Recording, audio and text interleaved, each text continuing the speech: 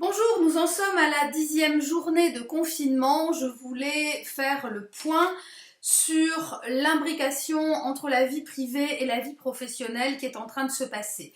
Alors, bien sûr, certaines personnes sont vraiment très gênées, c'est les retours que j'ai eus cette semaine sur la mise en place du télétravail, non pas par rapport à la difficulté de travailler loin physiquement du lieu de travail, mais par rapport au fait d'amener ce lieu de travail dans son univers personnel et d'ouvrir cette fenêtre sur son univers personnel. Parce qu'effectivement, quand vous télétravaillez à la maison, avec votre famille autour de vous, ou avec le décor dans lequel vous êtes, même si vous n'avez pas de famille, vous ouvrez une partie de vous, vous montrez quelque chose que vous n'avez peut-être jamais montré dans votre entreprise.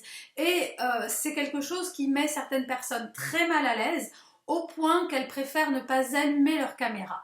Donc, c'est les retours que j'ai eus cette semaine. Moi, télétravail, ok, mais par contre, la caméra, je ne l'allume pas.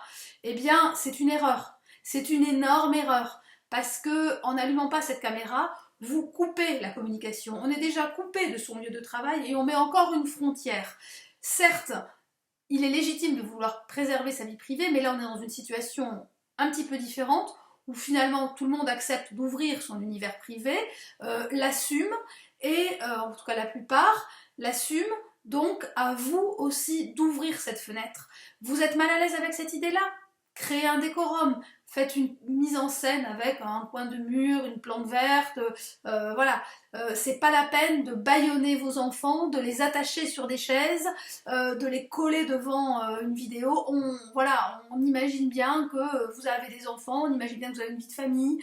Dans certaines visioconférences, on voit les enfants arriver, les parents qui sont là, qui les prennent sur les genoux, qui continuent à travailler. On a des gens qui passent derrière certaines personnes. Voilà, il se passe des choses, on entend des bruits, des casseroles qui tombent. Ça fait partie du télétravail tel qu'on le pratique dans ce confinement de façon tout à fait exceptionnelle. En soi, est-ce grave?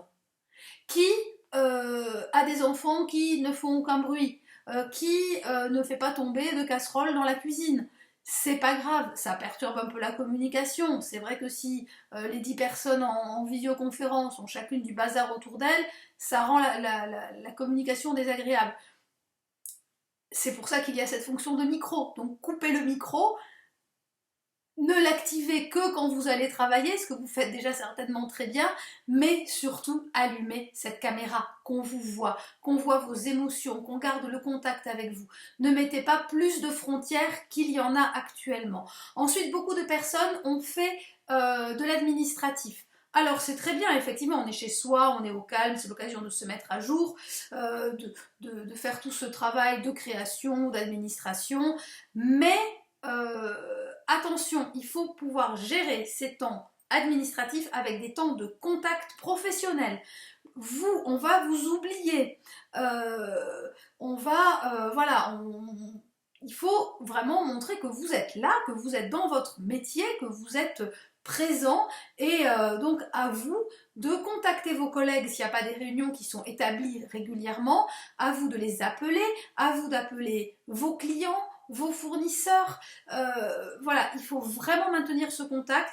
Je vois beaucoup trop de personnes qui sont dans l'administratif, et de l'administratif qui parfois d'ailleurs n'est pas coordonné, parce que on peut avoir encore plus facilement avec le télétravail deux personnes qui font le même travail en même temps.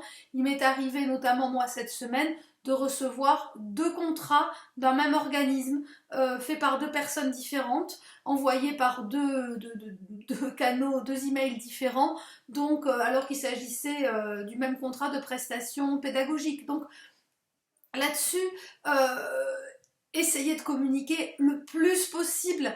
C'est vraiment le moment, il y a des moyens pour ça, et il faut en redoubler avec ses collègues, avec ses fournisseurs, avec ses clients. Ensuite, le dernier point, à mon avis, pour faire le bilan donc, de cette semaine en télétravail, c'est vraiment de commencer à mettre en place des routines. Vous avez vu que ce que vous avez voulu mettre en place peut-être au départ n'a pas forcément fonctionné. Maintenant, vous avez à peu près une idée de la façon dont on s'organise. Vous savez quand plus ou moins les enfants se connectent pour travailler, quand est-ce qu'il y a une classe en ligne. Tout ça, maintenant, vous avez un peu plus, les choses se mettent petit à petit en place.